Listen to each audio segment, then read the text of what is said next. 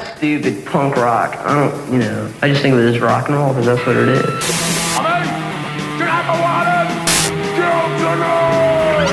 Neighbors. No one loves you like he loves you. You want to go spoon with that? Someday we will be back in the lab. Your answer is non-sequitur.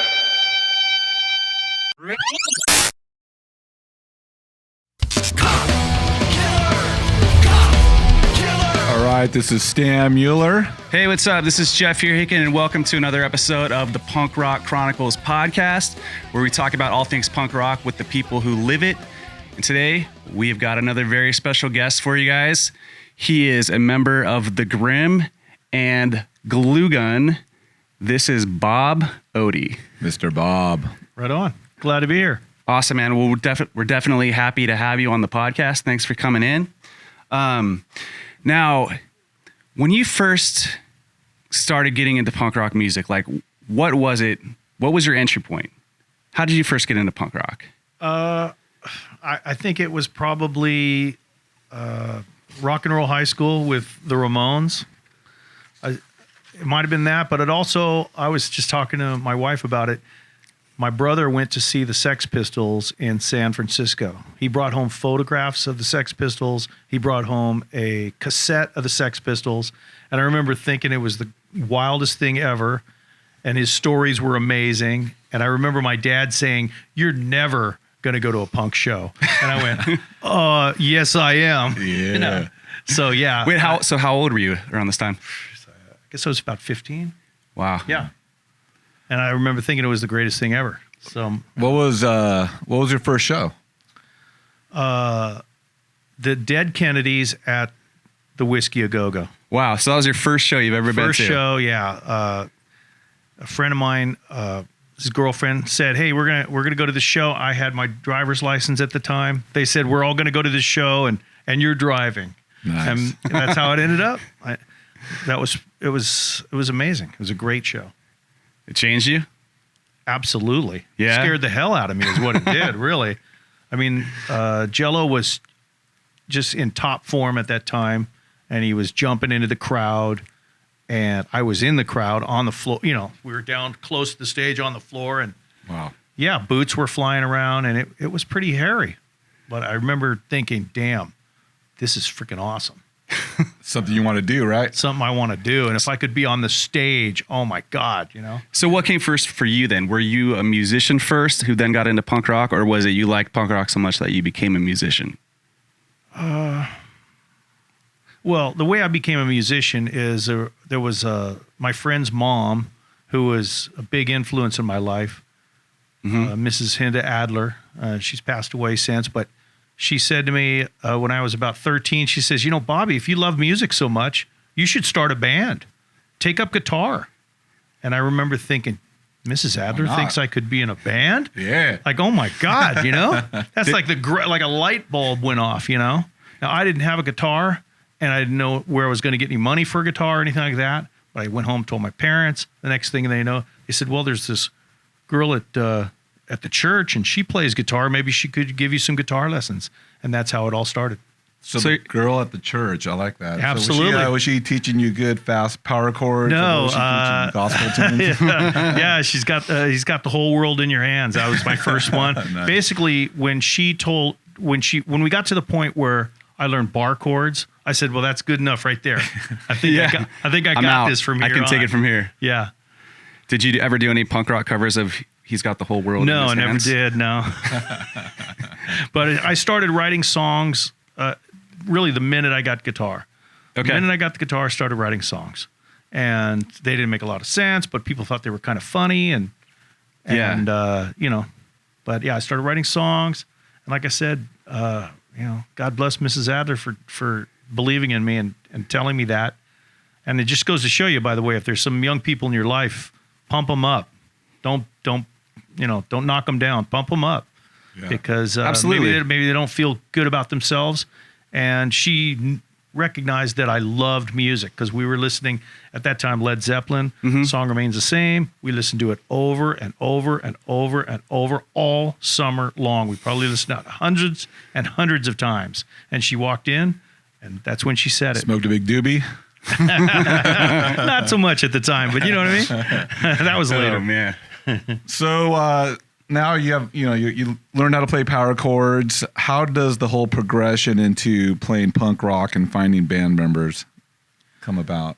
That was pretty much Tim McDuffie. I mean, I was playing guitar with some friends from time to time at my house, and we were jamming. And interestingly enough, when I first started jamming, the guys from Kilroy came by and asked me if I wanted to be in their band.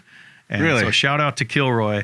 And wouldn't you know, I said no because I was planning on having a band with this guy that we were jamming together. And then we started getting to the end of senior year, and his dad sold his bass right from under him and the equipment and said, "You got to focus on school." Oh. And it was like, whoa. It's crazy how something like that can just change somebody's like life trajectory. Yeah, I haven't seen him since. I always wanted to run into this guy, Larry Brogan, at like a high school reunion or something like that. He never shows up, so I don't know whatever happened to him. But Facebook. Yeah, we were gonna have a band, and we had big hopes, and it just never happened.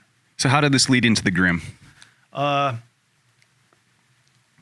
I was first in a band called Secret Affair, and we started jamming and having a good old time, in the San Fernando Valley.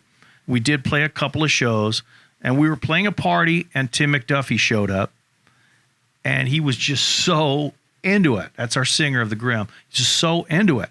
And then after that party, our drummer quit the band because his girlfriend didn't want him his girlfriend's parents didn't want him dating a punk.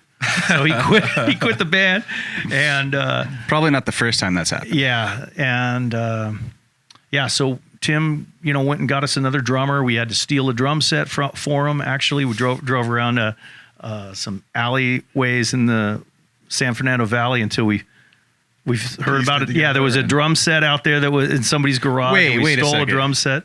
So you guys, in order to find a drum set, you said, I'm just gonna drive around alleys in San Fernando Valley until we find one, and you found one? I don't really remember exactly how. Maybe we heard from somebody. I don't really remember exactly how it went down, but we stole a drum set. So Richie Cole, he's a doctor now, by the way. Nice. Yeah. Hopefully there's like a statute of limitations on that. Dr. theft, Richie so you Cole, guys don't yeah. get in trouble. Yeah, we stole a drum set and started jamming. It was good times. So when you guys were first in your studio, like what was the songwriting process like?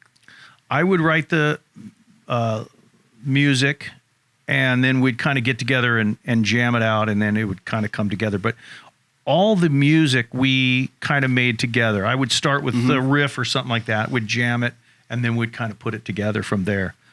And so it really was kind of a democratic process in a way. That's always good. And if I had lyrics they didn't like, they would tell me right away. So you'd write the lyrics too? Yeah, I wrote the lyrics, yeah. Okay. What was like your inspiration for some of your songs? I mean, everything. I mean, I went, three of our band members were in Catholic school. So, of course, I had to write something about corruption in church and things like that. We wrote about, we got a song called Parents. I mean, in the early days, it was very simple, just kind of teenage angst kind of songs. And, So the Grim was good Catholic boys, right? Yeah, fair, to some extent, yeah. No comment, right?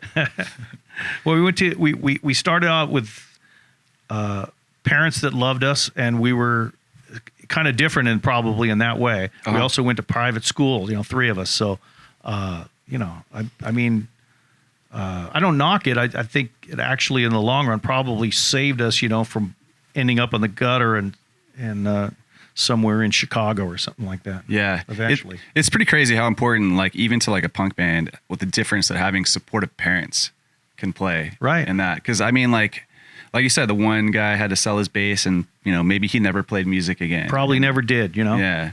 And I remembered it was actually shocking to me that, because my parents had because they were strict and everything like that, but they had boundaries. They would never have gone into my room and stole my guitar and sold it. You know what I mean? Pawn shop. But yeah, I just could never.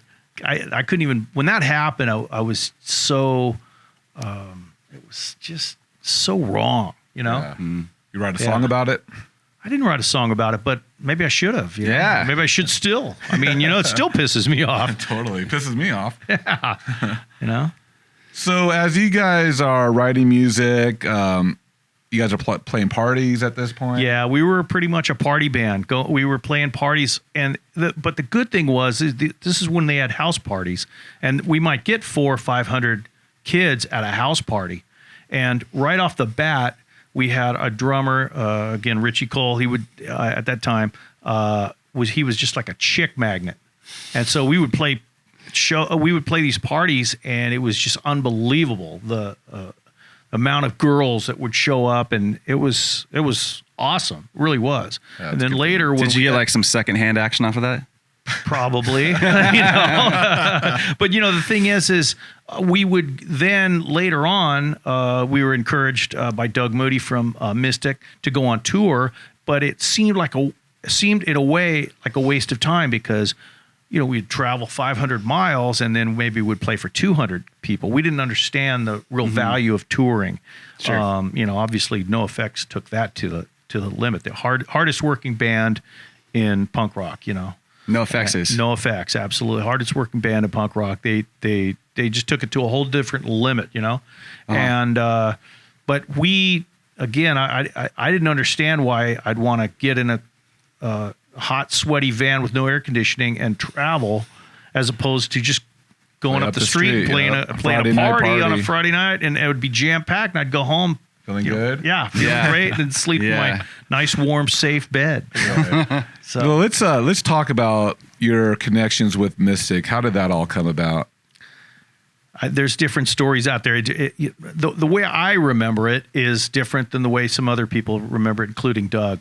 The way I remember it, they were right across the street from the not the Anti-Club, Cathay de Grande. Cathay de Grande, and our name was up on the marquee because we played so often. They didn't even, there for a while. We were sort of the house band. They didn't even take it off the marquee. They just left it up there, and we were always opening up for band after band. It was fun, And I would go across the street. I would put stickers. Back then we had these orange paper stickers, and we'd put them on their windows. And they're really hard to peel off, those paper ones. And finally, Wait, what kind of windows? Car windows or no? Like The window of the entrance to this upstairs to go to Mystic Studios. Oh, gotcha. Okay. So I'm putting those on the windows all the time, and we're putting flyers around there and doing all this kind of thing. And then Kilroy got a record, and they put out a record. So Kilroy was, that was everything to us. Kilroy was amazing. They had a great following right off the start as a band, and they gave us, pretty much our first show, and then they got a record deal, and they put out a record on Mystic, and we were just, fired up over the whole process of that a punk band could put a record out, from the San Fernando Valley. It was just a big deal to us. So we didn't know anybody else that had records out. So we started sending nicely typed letters to Mystic Records, tell them they should check us out. And eventually they called us up and said, "Hey, could you stop putting those stickers on our window? Yeah. Just come on down and talk. Just come on down and talk to us, And that's what we did. I actually went down there with a little ghetto blaster and I had a demo, which I just had bumped from back then. I had it on a 1/4-inch reel, and I just had it bumped and made electronically, and I'm planning on putting that out. Oh, you just real digitized soon, it? yeah. Digitized it, and it sounds awesome. It's really punk, and Yeah. it's really that period of time, early 80s. Well, it's like, okay, so wow. where did you record this? Was it just like recorded at a rehearsal? Yeah, that was in like a garage. We had recorded in a garage. Like with the ghetto blaster in the middle of the room? No. This was actually a real recording in a guy's garage. He had converted garage, and he made a little studio out of it. And we recorded a demo tape. And so we took that demo tape down to Mystic, and put it on this little ghetto blaster that we had, and played the 4 songs for Doug Moody. And I sold. literally remember thinking to myself, as soon as we hit play, the whole way down there, we're thinking, this is the raddest thing. I can't believe how great this sounds. It's like, oh my God, it's just so beefy. It's just, great. And I get down there and Doug Moody, this record guy who put out, all these phenomenal recordings, by Wasted Youth and others. And he hit play and I heard the sound from that thing in this tinny room, with no sound deadening. It was like, oh God, this is awful. Like I was embarrassed. You got like self-conscious. I was so self-conscious. I literally wanted to jump out the window. I was thinking about it. I really was thinking about just jumping out the window, just ending it. I was just so self-conscious. I almost had a panic attack, Get me out of here. And when we finished, he was like, right on. We're going to set you up, have you come down and record a couple songs for this compilation that we're putting out. Really? Just like that? Just like that. That was the Cop compilation, which I brought here. Nice. And Sweet. Yeah, we did this song called Government Man. The second recording, unfortunately, got recorded over. Back then, they used to reuse this 2-inch tape because it was so expensive. Oh, they had no. another band come in later in the week and recorded right over the second song. So I don't even know I can't even remember what song that was, but they told us, hey, sorry, we lost it. Yeah. Oh, at least you got the one song. Yeah, at least we got the one. It's out there. It's out there, and it did. That album, the Cop compilation, kind of held up over time. It was. We were really lucky to be there at that time. I mean, I always thought we were a few years late as far as the punk scene. I mean, hell, if we had a recording out in say 1980 or something, like it would have been much better than 1983 or 84. But yeah. How did It's that held up over time. Change things though. So that comp comes out, you're on it. It's getting play. People are digging it. What's going on with you guys as a band? Well, we were in the studio recording the compilation, and Doug Moody came in and said, "Hey, we're just going to have you guys record some more tunes. You got more songs, right?" I was like, "Hell yeah! Hey, just keep going. Just keep recording, and we're going to put out like a mini EP." I didn't even know what a mini EP was, but it was a 12-inch. I was like, wow, we're going to have an album out? Nice. So we were in there. We were having a ball. You got to understand, we did songs in 1 or 2 takes. We just kind of blasted it out. There wasn't a whole lot of overdubs done. These are pretty raw recordings in the early days. So basically everything was pretty much live at that point? It's pretty much live, and it's in a vintage 60s recording studio. With sound bats and things. It was just kind of bizarre, but it was a lot of fun. It was a great learning experience. Of course, in a way, took it deadly serious because an album, it was pretty incredible. Well, how old were you guys at this time? Well, I was 19, but the other guys were all 15, Yeah.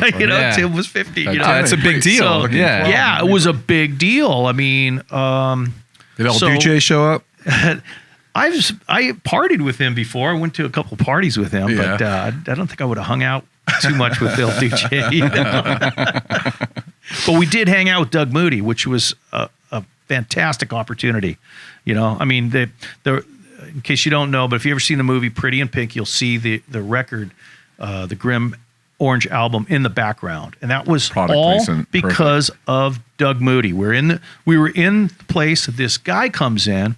And apparently he was a famous producer, and said, "Hey, he's in there talking to them and kind of acting like a big shot and everything like that." And Doug goes, "Well, if you're so big in the movie industry, take some of these albums and put them in some of your movies." And sure enough, I did, and it was early product placement. Okay, so what was it like when you finally saw the movie and saw you guys in the back? First of all, like an idiot, I was not going to go see a movie called Pretty in Pink. I just was. Even though you guys, even though my friends told me, Bobby, who later played drums in Bad Religion, told me, "Hey, you're in this. Your album's in the background of this movie." I was like, "Oh, that's awesome!" But I still wasn't going to go see. But the it's movie. called Pretty in Pink. But it's called Pretty in Pink. So I was like, "Yeah, I'm probably not going to go see that movie." But I did years later, and after I did, I was like, "Oh my God, it's there. It's like in the best scene, and it's in the background. And once you see it, you can't unsee it. It's there forever." Yeah, that's pretty amazing. Yeah, Did sales jump? Probably, but we didn't. We weren't paid. I can't say we were paid anything. I mean, we were paid like $1 a song, so 8 songs, and we were given pizza and studio time, which was all we really wanted. I mean, we just wanted an adult, to look at our music and take it seriously. That's what we wanted more than anything, and that's what we had. So. I know a lot of people, whatever, they hate Mystic Records, or they have a big problem with Mystic Records. Most of them are not dealing with or the reality of the situation, but Doug Moody backed us up 100%, and he was there for us, and it was awesome. Awesome. I mean, honestly, when I started getting into punk rock, I'm a little younger. I mean, I bought everything off Mystic. I mean, I would just go to record stores and everything Mystic. I wouldn't even know who the band was. Everything, I just buy it. Right. Yeah. For me, that was Fat Records. Yeah. Well, exactly. I mean, but what they did on the inside of their records is they would have a catalog of all the different bands, and there were people that were collectors that would just buy every one of those records, and so we had sales, and. In Woodland Hills at the one record store, Moby Disc, we had our records all over like in a display on the front window. Oh, sweet. So for a band from Woodland Hills to have our 15-year-olds and 19-year-olds with the record in the store. It was a big freaking deal. My mom went down and bought 5 copies, and original press. Yeah, luckily she never played any of them. There's a lot of curse words on there and stuff. But it was exciting. It was exciting time. So what happens after this comes out? What do you guys do? What does the Grimm do after this? We toured, and interestingly enough, we had NoFX open up for us. I wish we had treated them a little bit better. But we went on tour with NoFX opening up for us. We played with all kinds of bands. It's just great times. Made lots of friends.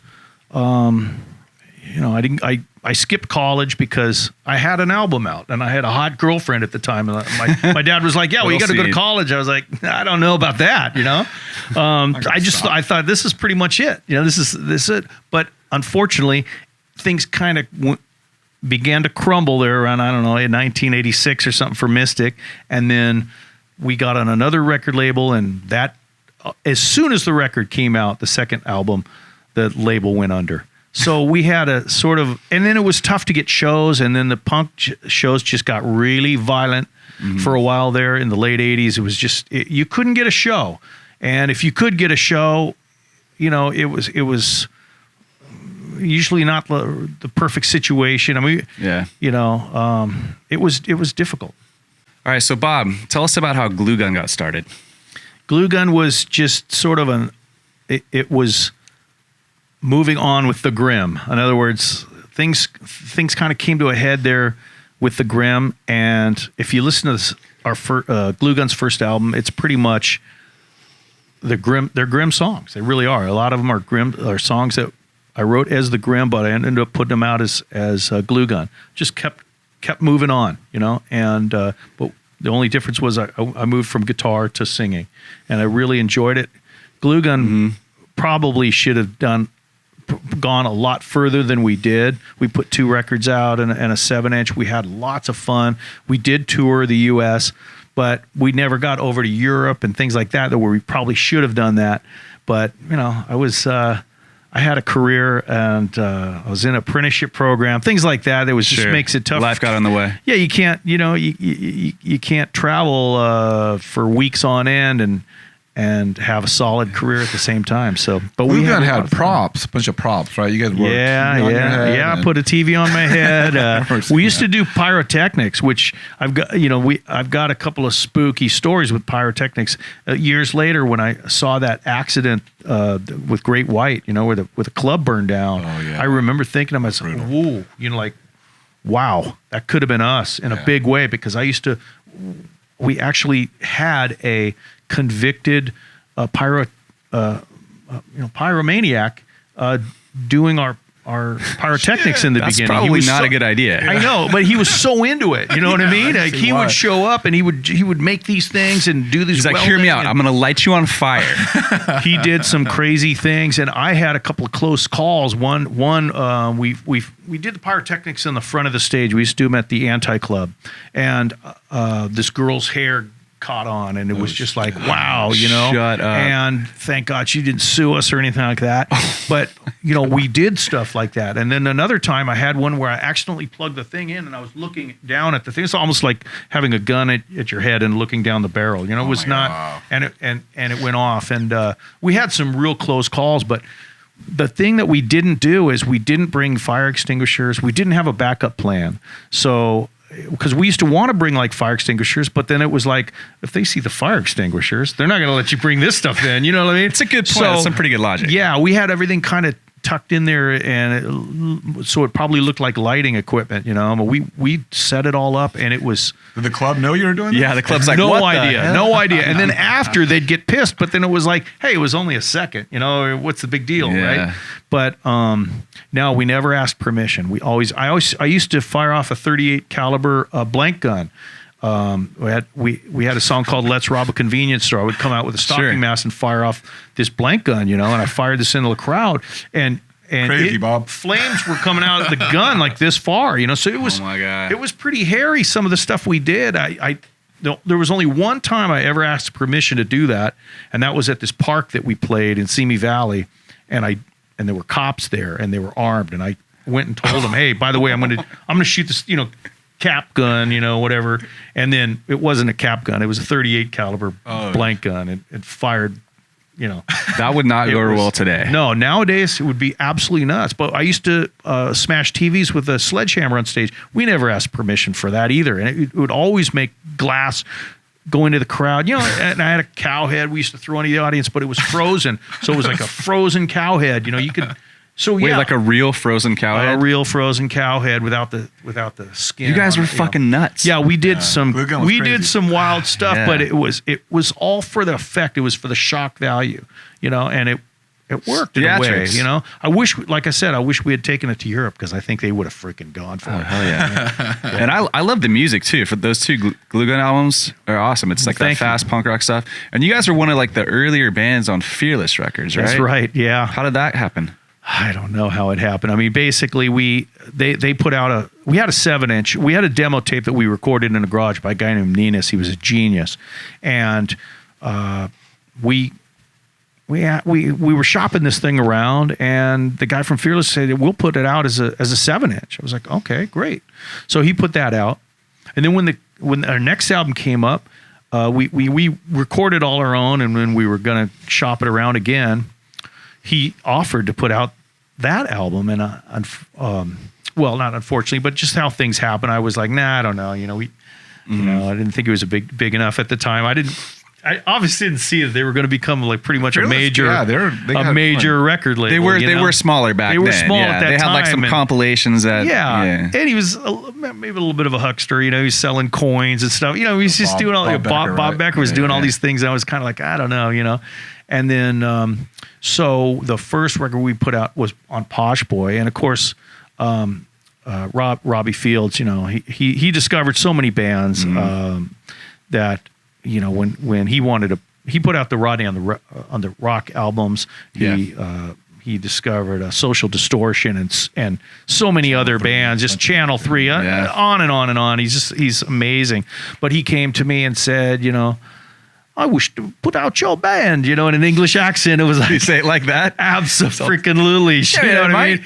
Yeah. You know, so yeah, we went with him, you know, and we, you know, never had any regrets. He's always treated me wonderful, and I still get checks in the mail, which is amazing. Really? You know, yeah. Got one this last Christmas, so it was just like the timing was perfect. You know, Yeah. so it's amazing. Just, you know, he treated us well, but then Fearless did put out our second full-length album, and it was great to be. And had I known that they were going to become a huge record label, maybe I wouldn't have, you know, stopped when I did. But I just, you know, I had a kid, and you know, life happens. It does, for sure. Yeah. So now you're not only a punk rocker, but you are also an author. Yeah. Do you want to tell me about some of your books? Sure. The Punk Rock Las Vegas Survival Guide. If you're ever going to go to Vegas for any related things and you like to bowl, get my book. It'll tell you all the cool things to do. It's sort of like a travel guide for punks that are coming to Las Rick Vegas. Steves, Bob Oedy, same thing, right? You know, same kind of thing, I guess. Yeah, that's a great book. I've read it. Yeah. And then I just put out a book about union organizing. If there's any union organizers out in the audience, it's called The $1 Million Organizer. And it's been great. You know, I've got my own podcast now that sort of goes with that. And it's basically tips for union organizers. What's your podcast called? The $1 Million Organizer. There you go. So what's up with the Grim now? You guys have been playing a lot. Yeah, we've been playing, and we've got some upcoming shows, which I'm really excited about.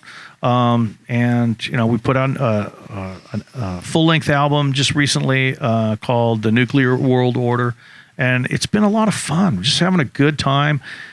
And It's a good record, by the way. Thank you so much. Well, 10 years ago, we started playing again, and it was like, whoa, what happened? Just like, Why do we stop? The crowd's like into it, you know? And it was like, wow, this is, I wasn't expecting that kind of reception.